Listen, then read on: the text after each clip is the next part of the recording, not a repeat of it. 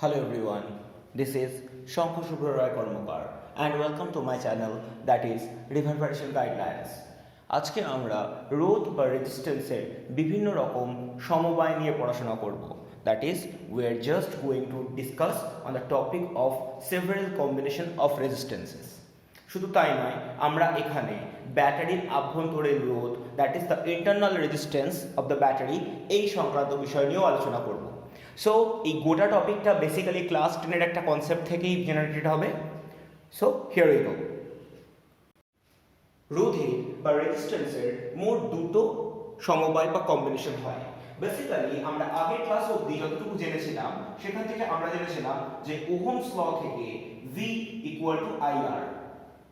এখন এই পুরো কম্বিনেশনটাকে আমরা একটু আমাদের মতো করে অ্যারেঞ্জ করব।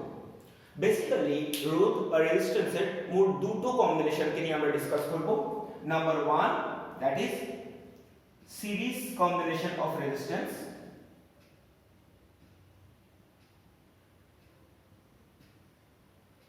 and number 2 that is parallel combination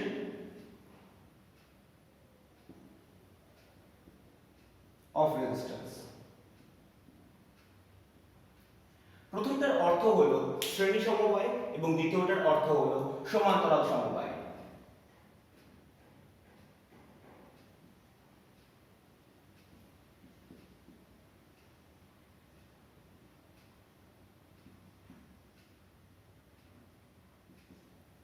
so আমরা ফার্স্টে যেটা নিয়ে আলোচনা করব সেটা শ্রেণী সমবায়।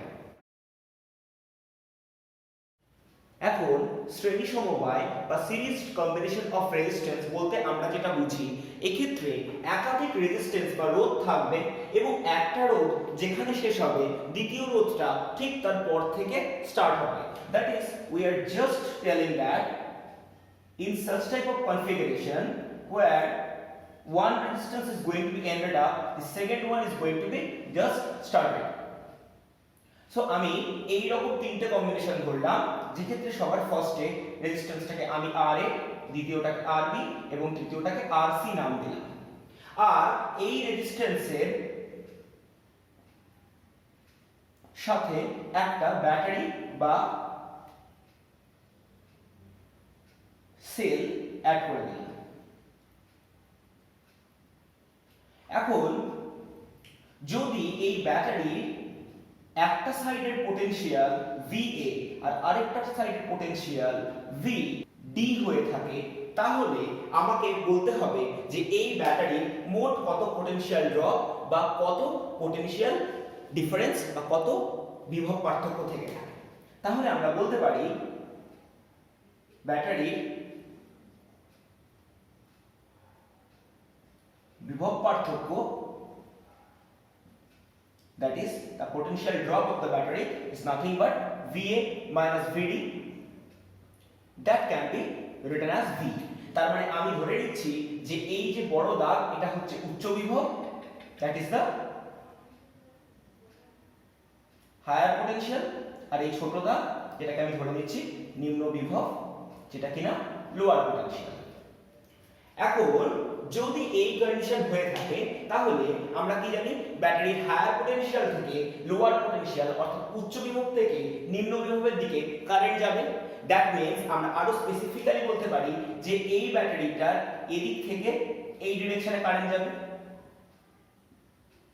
এখন যদি একটা সার্টেন অ্যামাউন্ট অফ কারেন্ট ব্যাটারিটা ছাড়ে, ধরা যাক সেটা I, এই I পরিমাণ কারেন্ট কিন্তু R এর রেজিস্ট্যান্সের মধ্যে দিয়ে যাবে, RB রেজিস্ট্যান্সের মধ্যে দিয়ে যাবে এবং RC রেজিস্ট্যান্সের মধ্যে দিয়ে যাবে। কারণ আমরা এক্ষেত্রে এই তিনটে রেজিস্ট্যান্সের মধ্যে দিয়ে একই পরিমাণ কারেন্ট পাঠাতে বাধ্য, কারণ আমরা কোনোভাবেই এই কারেন্টটাকে ডিভাইড করতে পারবো না। দ্যাটস ওয়াই যে পরিমাণ কারেন্ট ব্যাটারিটা ছাড়বে বা যতটা প্রপাগেট করার চেষ্টা করবে, that certain amount of current প্রত্যেকটা রেজিস্ট্যান্সের মধ্যে দিয়ে প্রপাগেট করবে। ক্লিয়ার? এখন আমাদের হিসেবের সুবিধার জন্য আমি এই বিভিন্ন পয়েন্টগুলোকে বিভিন্ন রকম নাম দিয়ে লিখে দিচ্ছি। ধরা যাক এই পয়েন্টের নাম A, এই পয়েন্টের নাম B, এই পয়েন্টের নাম C এন্ড এই পয়েন্টের নাম D। সো আমি চারটি ডিফারেন্ট পয়েন্টকে স্পেসিফাই করে দিলাম। এখন যদি I amount of current propagate করে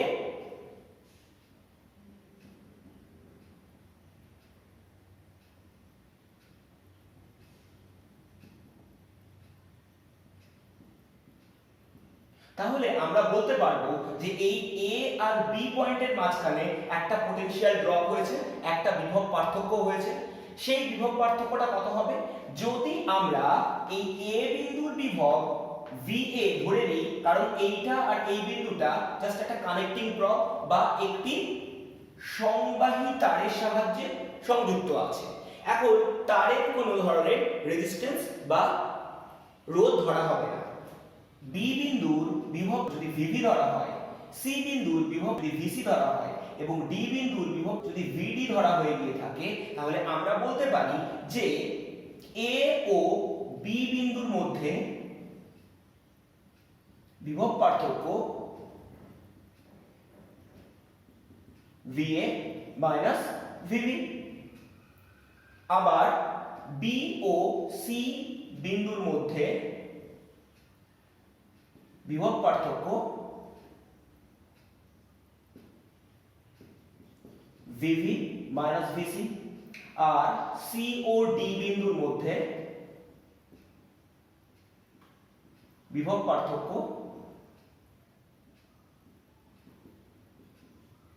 VC মাইনাস VD। এখন একটা জিনিস আমাদের কাছে খুব ভালোভাবে ক্ল্যারিফাইড হতে হবে। এই যে ডেটাগুলোকে আমরা ইমাজিন করছি, এই ইমাজিনেশন ডেটাগুলোকে আমরা সবার ফার্স্টে লিখে ফেলবো। দ্যাটস ওয়াই আমি লিখতে বাধ্য হচ্ছি যে ধরি, that is let the potential at A equal to VA, at B equal to VB, at C equal to VC, and at D VD। মানে A বিন্দুর বিভব VA, B বিন্দুর বিভব VB, C বিন্দুর বিভব VC এবং D বিন্দুর বিভব VD। এখন যদি আমরা ওহমের সূত্র এখানে অ্যাপ্লাই করি, তাহলে অ্যাপ্লাইং ওহমস ল আমরা যেটা বলতে পারি that is nothing but VA minus VB, যেটা কিনা এই এ বিন্দু আর বি বিন্দুর মধ্যে ড্রপ অফ পটেনশিয়াল বা বিভব পার্থক্য। সেটা কি? সেটা nothing but I into RA। একইভাবে আমরা যদি বি পয়েন্ট আর সি পয়েন্টের মাঝখানে পটেনশিয়াল ড্রপ মাপি, that is VB minus VC will nothing but I into RB। আর একইভাবে VC minus VD, that is C এবং D বিন্দুর মধ্যে বিভব পার্থক্য, that is I into RC। এবার আমি যদি এই টোটাল তিনটে কম্বিনেশনকে জাস্ট নরমাল অ্যাড আপ করে দিই, তাহলে আমাদের কাছে এটা কি থাকবে? এখান থেকে মাইনাস VC প্লাস VC কেটে যাবে, এখান থেকে প্লাস VB মাইনাস VB কেটে যাবে, আলটিমেটলি পড়ে থাকবে VA minus VD, that will be nothing but I into RA within bracket RB RC। Clear? এখন এই তিনটে আলাদা আলাদা রেজিস্ট্যান্স যেটাকে আমি ইমাজিন করেছিলাম, এই তিনটে রেজিস্ট্যান্সকে আমরা কিছু সময়ের জন্য ভুলে যাই। দ্যাট ইজ আমরা এর একটা ইকুইভ্যালেন্ট সার্কিটকে ইমাজিন করব, and that equivalent circuit এই তিনটে রেজিস্ট্যান্সকে কমপ্লিটলি সাবস্টিটিউট বা প্রতিস্থাপন করতে পারবে। সো বেসিক্যালি এই সার্কিটটার একটা ইকুইভ্যালেন্ট সার্কিট আমি এবার আঁকব। এই ইকুইভ্যালেন্ট সার্কিটে কি থাকবে? একটাই মাত্র রেজিস্ট্যান্স থাকবে, and that resistance will have the value of R equivalent, এবং সেটা এমন একটা কাজ করতে সক্ষম যা কিনা এই গোটা কম্বিনেশনে সেটা I অ্যামাউন্ট অফ কারেন্টই পাঠাবে এবং ব্যাটারিটাকে আগের মতোই বিভব পার্থক্য বা পটেনশিয়াল ড্রপ ক্যারি করতে হবে। অর্থাৎ এই গোটা কম্বিনেশনের ক্ষেত্রে আমরা যে ব্যাটারি ইউজ করব, that must be VA minus VD will be equal with V। আর আরো একটা জিনিস আমরা এখান থেকে জানবো, যেটা যে R ইকুইভ্যালেন্ট তুল্য রোধ I পরিমাণ তড়িৎ প্রবাহ করবে।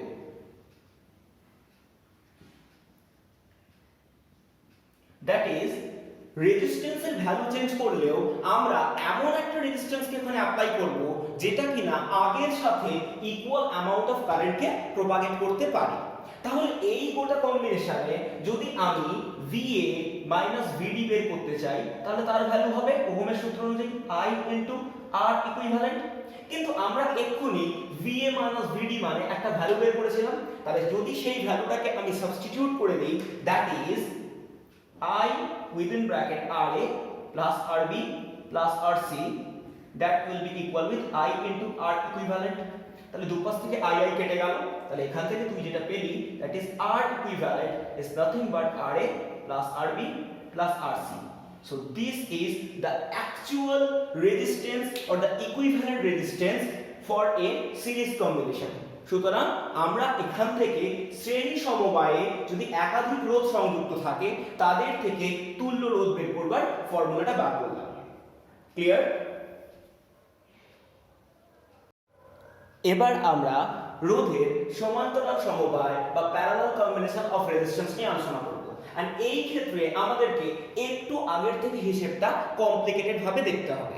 বেসিক্যালি আমি এখানে সেভারাল রেজিস্ট্যান্স ইউজ তো করব, বাট প্রত্যেকের স্টার্টিং পয়েন্ট আর এন্ডিং পয়েন্ট সেম হবে। যদি আমরা কোনোভাবে স্টার্টিং পয়েন্ট আর এন্ডিং পয়েন্টকে সেম বলে ভাবতে পারি তাহলে তারা সমান্তরাল সমবায় বলে সংযুক্ত হবে। এন্ড ডু রিমেম্বার, আমরা একটা কথা বারবার করে বলছি যে কানেক্টিং প্রব বা যে সংবাহী তার বা যে সংযুক্তকরণের জন্য যে তার ব্যবহার করা হবে সেই তারের কোনো রোধ ধরা হবে না। সো আমরা এটাকে দেখছি। ধরা যাক আমাদের কাছে এখানে একটা কম্বিনেশন আছে যেখানে একটা রেজিস্ট্যান্স আমি আঁকলাম এবং তার ভ্যালু লিখলাম RA, আরেকটা রেজিস্ট্যান্স আঁকলাম যার ভ্যালু লিখলাম RB এবং আরেকটা রেজিস্ট্যান্স আঁকলাম যার ভ্যালু লিখলাম RC। এই তিনটে রেজিস্ট্যান্সেরই স্টার্টিং পয়েন্ট একই, আমি ধরে নিলাম এই পয়েন্টটা A, আর তিনটে রেজিস্ট্যান্সেরই স্টার্টিং পয়েন্ট একই, শুধু নয় এন্ডিং পয়েন্টও সেম। তাহলে এই হচ্ছে আমার গোটা combination and we are applying a battery যার কিনা এই বড় দাগটা উচ্চ বিভব, that is the higher potential, আর ছোট দাগটা নিম্ন বিভব, that is the lower potential. আর আমি হায়ার পোটেনশিয়ালের ভ্যালু ধরে নিচ্ছি VA, লোয়ার পোটেনশিয়ালের ভ্যালু ধরে নিচ্ছি VB, কারণ আমার এখানে সবকটা স্টার্টিং আর এন্ডিং পয়েন্ট সেম। এখন এই পয়েন্টের পোটেনশিয়াল বা বিভব VA হলে যেহেতু কানেক্টিং প্রব বা তার আছে তাহলে তারের কোনো রকম রোধ নেই, তাহলে তারের রোধ না থাকলে বিভব পার্থক্যও কিছু হবে না। তাহলে এই A বিন্দুর বিভব আমি ধরে নিতে পারি VA আর B বিন্দুর বিভব আমি ধরে নিতে পারি VB। সো এই দুটো জিনিস আমরা সবার ফার্স্টে ক্লিয়ার করে নিই, রাইট? এখন আমি ধরে নিচ্ছি এই ব্যাটারিটা I পরিমাণ তড়িৎ প্রবাহ করছে। তাহলে এই I পরিমাণ তড়িৎ প্রবাহ বা the propagation of the amount of current let be I, তাহলে এই I amount of current যখন A পয়েন্টে এসে পৌঁছচ্ছে তখন সেই I amount of current মোট তিনটে দিকে যেতে পারে। একটা দিকের পাথওয়ে এটা, একটা দিকের পাথওয়ে এটা, একটা দিকের পাথওয়ে এটা, এবং এই তিনটেই গিয়ে পৌঁছবে আবার এখানে, দেন আবার তিনটে কম্বাইন্ড হয়ে এখানে ফিরে আসবে। কারণ যদি আমাদের একটা সার্টেন পয়েন্ট থেকে আরেকটা সার্টেন পয়েন্টে যাওয়ার সেভারাল পাথওয়েজ থাকে তাহলে আমরা যে কোনো একটা পাথওয়ে ফলো করতে পারি at a time. That means we can follow any one of the three pathways to move from one particular position to another. কারেন্টের ক্ষেত্রেও সেম ঘটনা ঘটবে। তাহলে আমি ধরে নিচ্ছি the current propagating from the battery be I.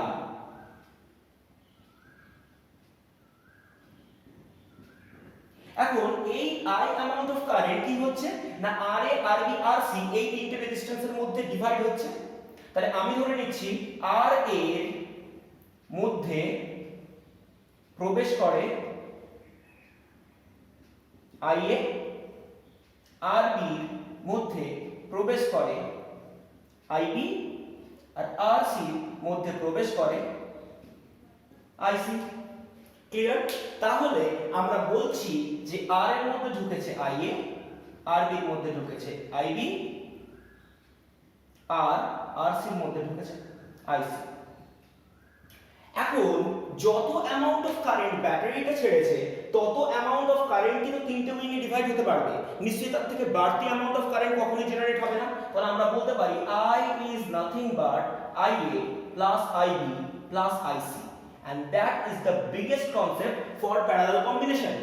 অর্থাৎ সমান্তরাল সমবায়ের ক্ষেত্রে একটা জিনিস মনে রাখতে হবে, ব্যাটারি যত অ্যামাউন্ট কারেন্ট ছাড়বে সেই অ্যামাউন্ট অফ কারেন্টই বিভিন্ন রোধের সমবায়ে বিভক্ত হবে, কিন্তু কখনোই ওই বিভক্তিকরণগুলোর মোট মান যদি সংযুক্ত করা হয় তাহলে তা মোট তড়িৎ প্রবাহের তুলনায় কখনোই বেশি হবে না, সর্বদা সমান হবে।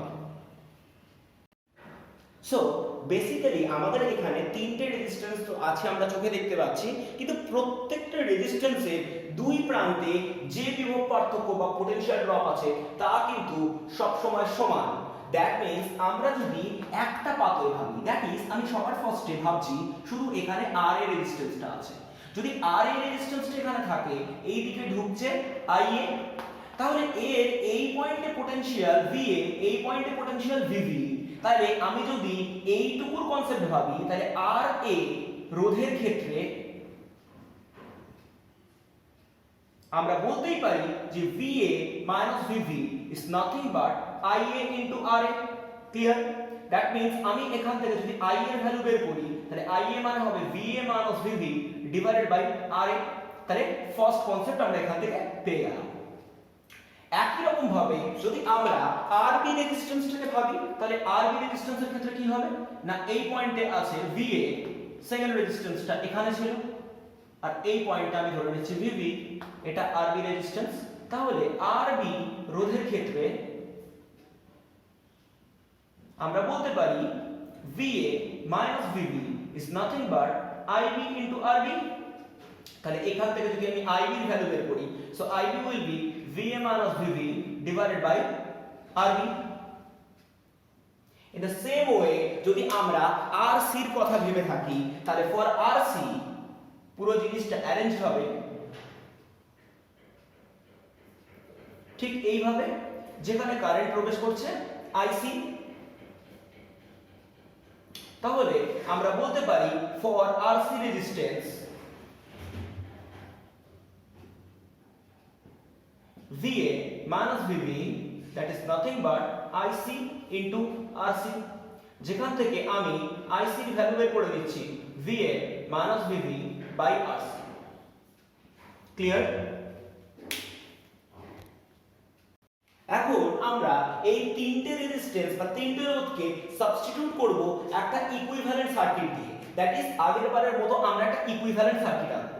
সো ইকুইভ্যালেন্ট বা তুল্য সার্কিটের ক্ষেত্রে কি হবে না, আমাদের কাছে এই তিনটে রেজিস্ট্যান্স থাকবে না, তার বদলে একটাই রেজিস্ট্যান্স থাকবে যার নাম R of EQ, এন্ড আমার এখানে একটা ব্যাটারি থাকবে, যে ব্যাটারির একটা পয়েন্টে পোটেনশিয়াল VA, সেকেন্ড পয়েন্টে পোটেনশিয়াল VB, অর্থাৎ হায়ার পোটেনশিয়াল অবভিয়াসলি VA আর লোয়ার পোটেনশিয়াল অবভিয়াসলি VB। এখন যদি এই ব্যাটারিটা I পরিমাণ তড়িৎ প্রবাহ করতে সক্ষম হয় তাহলে আমরা বলতে পারি VA minus VB that will be equal with I into R equivalent, তাহলে এখান থেকে যদি ক্যাপিটাল I এর ভ্যালু বের করি সেটা হবে VA minus VB by R equivalent, clear? So এইটুকু অবধি যেটা আমাদের কাছে থাকলো, এই লাস্ট পার্ট যেটা আমরা এক্ষুনি করলাম সেটা বেসিক্যালি ইকুইভ্যালেন্ট সার্কিটকে স্পেসিফাই করছে। কিন্তু একটু আগে আমরা জেনেছিলাম যে I equal to IA plus IB plus IC। এবার যদি আমরা এই ক্যাপিটাল I এর value VA minus VB divided by R equivalent বসাই, I এর ভ্যালু যদি বসাই VA minus VB by RA, IB এর ভ্যালু যদি বসাই VA minus VB by RB, আর IC এর ভ্যালু যদি বসাই VA minus VB by RC, তাহলে পুরো ইকুয়েশনটা ক্যালকুলেট করলে আমরা পাবো 1 by R equivalent that is nothing but 1 by RA plus 1 by RB plus 1 by RC। তাহলে এই পুরো যে ভ্যালুটা আসলো this is nothing but the equivalent resistance of the parallel combination, যেটা কিনা একটি সমান্তরাল সমবায় সংযুক্ত একাধিক রোধের তুল্য মান।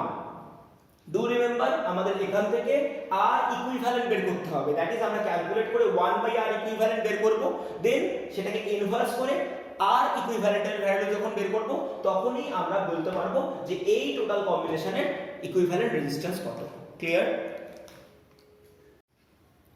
The last part of the topic, that is the concept of the internal resistance অথবা আভ্যন্তরীণ রোধের গুরুত্ব।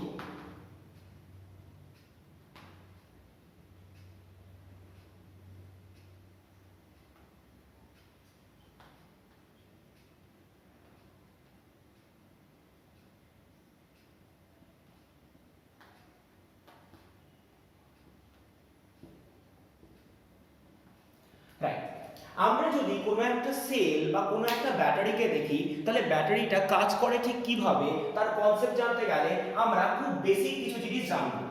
যে কোনো একটা ব্যাটারি, আমি বারবার করে বলেছিলাম যে একটা ব্যাটারির একটা উচ্চ বিভব থাকে এবং আরেকটা নিম্ন বিভব থাকে। বেসিক্যালি এই উচ্চ বিভব বা নিম্ন বিভব জিনিসটা কি, এর কনসেপ্ট যদি তোকে বুঝতে হয় তাহলে তোকে সবার ফার্স্টে তড়িৎদ্বার সম্পর্কে জানতে হবে। সো তড়িৎদ্বার কথার মানে that is electrode। এই ইলেকট্রোড মোট দুটো হয়, একটা হয় ক্যাথোড, একটা হয় অ্যানোড।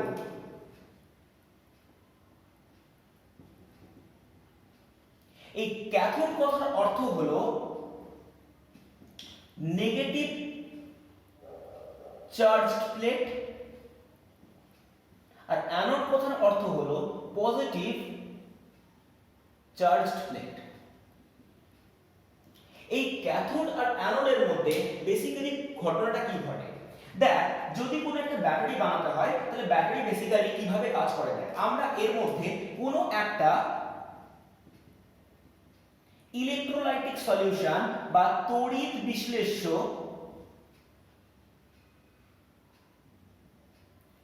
পদার্থ দেই।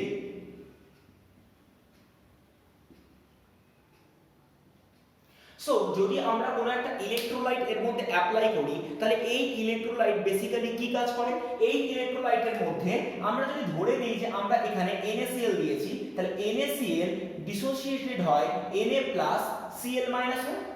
এখন তাহলে আমরা বলতে পারি যে এখানে Na+ যেরকম আছে ঠিক একইভাবে ক্লোরিন মাইনাস গুলো ঘুরছে।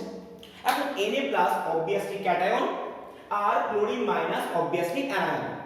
এখন এই cation, that is the Na+, এই ক্যাটায়নস গুলো এখানে মুভ করতে করতে নেগেটিভ চার্জ প্লেটের দিকে অ্যাট্রাক্টেড হবে, that is cation will always propagate towards the cathode.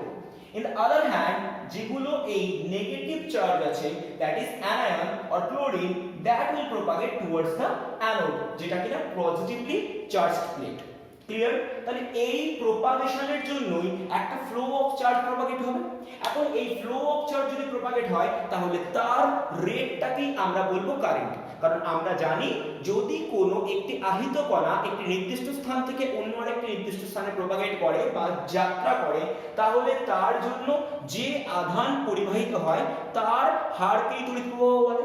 অর্থাৎ ব্যাটারি বেসিক্যালি কাজ করে ঠিক এই প্রসেসে। এখন এই প্রসেসে যদি কোনো একটা ব্যাটারি কাজ করে তাহলে এর জন্য একটা ইন্টারনাল রেজিস্ট্যান্স বা আভ্যন্তরীণ রোধ তৈরি হয়। কেন তৈরি হয় না, দেখ সবার ফার্স্টে আমি বললাম আমরা একটা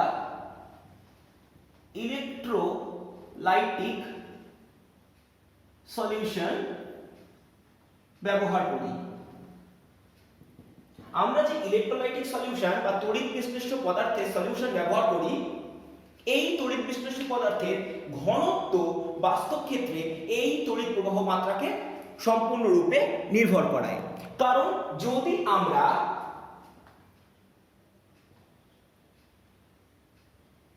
ইলেকট্রোলাইটিক সলিউশনের ঘনত্ব বা ডেনসিটি খুব বেশি পরিমাণ বৃদ্ধি করিয়ে দেই, তাহলে সমধর্মী charge, that is equal type of charges will repel each other। কারণ আমরা যদি কনসেন্ট্রেশন অত্যন্ত বৃদ্ধি করি তাহলে প্রচুর পরিমাণ ক্যাটায়ন তৈরি হবে, আবার একইভাবে প্রচুর পরিমাণ অ্যানায়ন তৈরি হবে, যারা কি করবে নিজেরা নিজেদেরকে রিপেল করবে বা বিকর্ষণ করবে। এখন এই যদি বিকর্ষণ করে তাহলে কি হবে, এদের ফ্রি ফ্লোনেসটা সম্পূর্ণরূপে ব্যাহত হবে।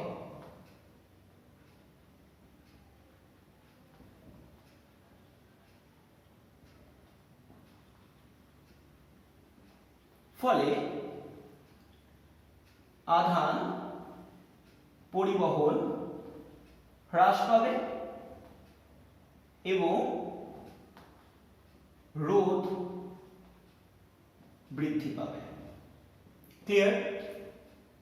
That is, if the density of the solution is going to be increased in such way that the same type of charges start repelling each other, then the rate of propagation of the transmission of the charge will be reduced, and as a result the propagation of current will be reduced, and that will be the cause of the increment of the internal resistance inside the cell. তার মানে ব্যাটারির অভ্যন্তরস্থ রোধটা আস্তে আস্তে বৃদ্ধি পাবে এবং এইটাইকেই বলা হচ্ছে আভ্যন্তরীণ রোধ। ক্লিয়ার? এই জন্য আমরা যেটা করব সেটা হচ্ছে যে এই ইলেকট্রোলাইটিক সলিউশনের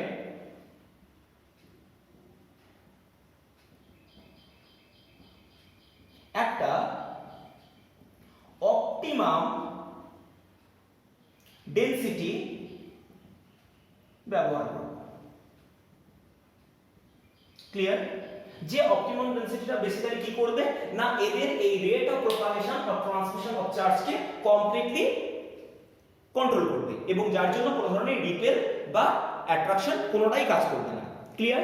নাম্বার 2, আমরা যদি কোনো একটা এই ইলেকট্রোলাইটিক প্লেটস গুলো যেগুলো আছে এই ইলেকট্রোলাইটিক প্লেটস গুলো দ্যাট ইজ ক্যাথোড আর অ্যানোডে এরিয়াটা খুব বাড়িয়ে দিই, তাহলে এরিয়া বাড়িয়ে দিলে কি হবে? বেশি পরিমাণ সারফেস এরিয়া পাবে।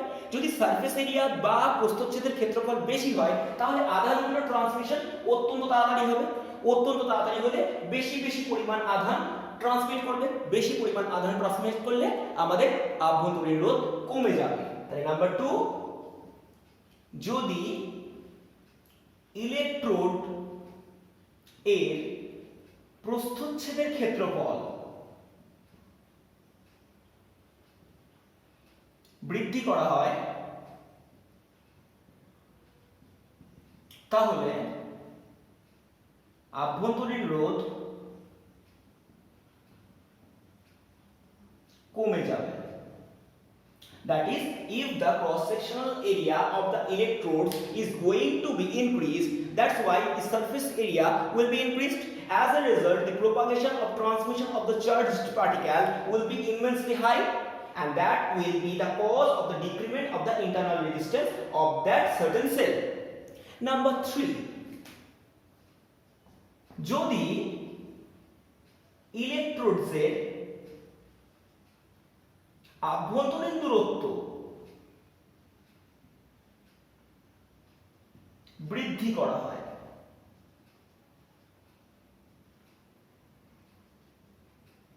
তাহলে রোধ বৃদ্ধি পাবে। That is, if the internal distance between the electrodes is going to be increased, then the internal resistance will be also increases, because the rate of propagation of charged particle will be hampered due to the high distance between two electrodes. এই কারণে যদি দুটো ইলেকট্রোডের মধ্যে ডিসটেন্সটা কম থাকে তাহলে তাদের মধ্যে internal resistance কম হবে, আর যদি বেশি থাকে তাহলে অবভিয়াসলি ইন্টারনাল রেজিস্ট্যান্স বাড়তে শুরু করবে। Number 4 and the last point, যদি আমরা তাপমাত্রা বৃদ্ধি করি তাহলে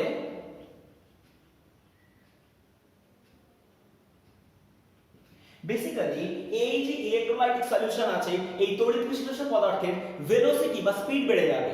এখন স্পিড বেড়ে গেলে কি হবে? আগের থেকে এখন আরো ফাস্টার বা দ্রুত গতিতে তারা যে কোনো একটা ইলেকট্রোডের দিকে ছুটবে। তাহলে কি হবে? অবশ্যই রেজিস্ট্যান্স বা রোধ কমে যাবে।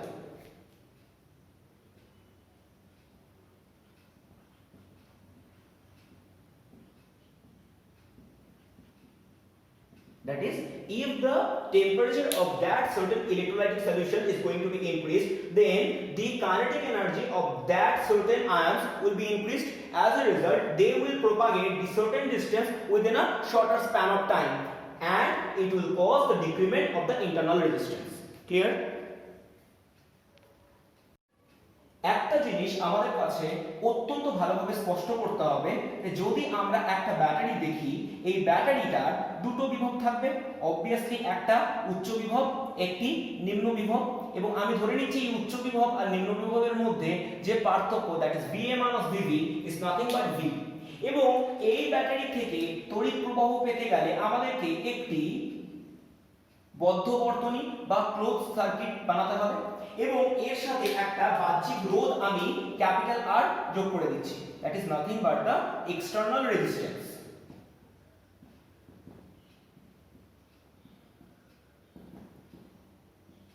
তাহলে সবার ফার্স্টে আমাদের বুঝতে হবে যে এবার থেকে আমরা কনসেপচুয়াল ডেভেলপমেন্ট নিয়ে আলোচনা করছি। অর্থাৎ আমরা যদি ধরেও নেই যে ব্যাটারির দুই প্রান্তের বিভব পার্থক্য VA মাইনাস VV, তাহলে আমাদের আরো একটা জিনিস ধরতে হবে যে এই ব্যাটারির একটা ইন্টারনাল রেজিস্ট্যান্স বা আভ্যন্তরীণ রোধ আছে। তাহলে আমি ধরে নিচ্ছি ব্যাটারির ইন্টারনাল রেজিস্ট্যান্স স্মল r। তাহলে বেসিক্যালি এই সার্কিটটাই দেখতে হবে আমাদের কাছে, এখানে থাকছে ক্যাপিটাল R যেটা আমি এক্সটার্নালি অ্যাড করেছি এবং যেটা আমরা দেখতে পাচ্ছি, এখানে থাকছে আমার ব্যাটারি, আর এই ব্যাটারির জন্য সৃষ্ট একটা আভ্যন্তরীণ রোধ। এবং আমরা যদি ভালোভাবে বুঝি এই বাহ্যিক রোধ আর এই আভ্যন্তরীণ রোধ বাস্তবপক্ষে সিরিজ কম্বিনেশন বা শ্রেণী সমবায়তে আছে। তাহলে এখন সমবায়ে যদি তুল্য রোধ বার করতে হয়, সো তুল্য রোধ will be capital R plus small r। এবার যদি আমরা এর মধ্য দিয়ে কারেন্টের রেটকে মাপতে চাই, তাহলে কি হবে না VA minus VV will nothing but the, যদি ধরে নেই যে I পরিমাণ তড়িৎ প্রবাহ করছে, so I into capital R plus small r হবে। তার মানে আমি এই VA মাইনাস VV কে লিখতে পারি, so this will be capital IR plus capital I small r। এবং একটা জিনিস অত্যন্ত ভালোভাবে স্পষ্ট যে এই পার্ট যেটা আসছে capital I into small r, এই পরিমাণ বিভবটা আমরা কোনোদিনই ব্যবহার করতে পারবো না, কারণ এটা ব্যাটারির আভ্যন্তরীণ রোধের জন্য তৈরি হচ্ছে এবং এই ব্যাটারির আভ্যন্তরীণ রোধ কোনোদিন এলিমিনেট করা যাবে না। So this type of potential যেটা নষ্ট হয়ে যাচ্ছে due to the internal resistance of the cell, এটাকে আমরা বলি লস্ট পোটেনশিয়াল অর নষ্ট বিভব। এবং এই নষ্ট বিভব আমরা কোনোদিনই ব্যবহার করতে পারবো না। এখন যদি আমি I ইনটু ক্যাপিটাল R এর ভ্যালু বের করি এই ইকুয়েশন থেকে, so this will be V minus I into small r, এবং এইটাকেই বলা হয় টার্মিনাল ভোল্টেজ।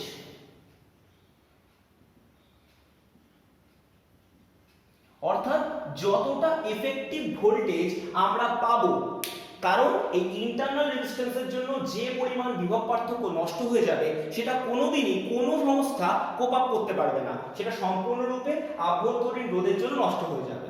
ক্লিয়ার আমার কথা? সো থিওরিটিক্যালি পার্টের একটা বিশাল বড় টপিক আমরা কভার করলাম। নেক্সট ভিডিওতে আমি এই resistance oriented up to this session যা যা হয়েছে এই পর্যন্ত আমি সমস্ত নিউমেরিক্যাল গুলোকে নিয়ে ডিসকাস করব, এন্ড তারপর দিন থেকে আমাদের কাছে কমপ্লিটলি নতুন জিনিস আসবে, দ্যাট ইজ কিরচফ ল। তো এই অবধি আমরা খুব ভালোভাবে দেখব এবং প্রত্যেকটা জিনিসকে আমরা নোট ডাউন করব। So end of the session.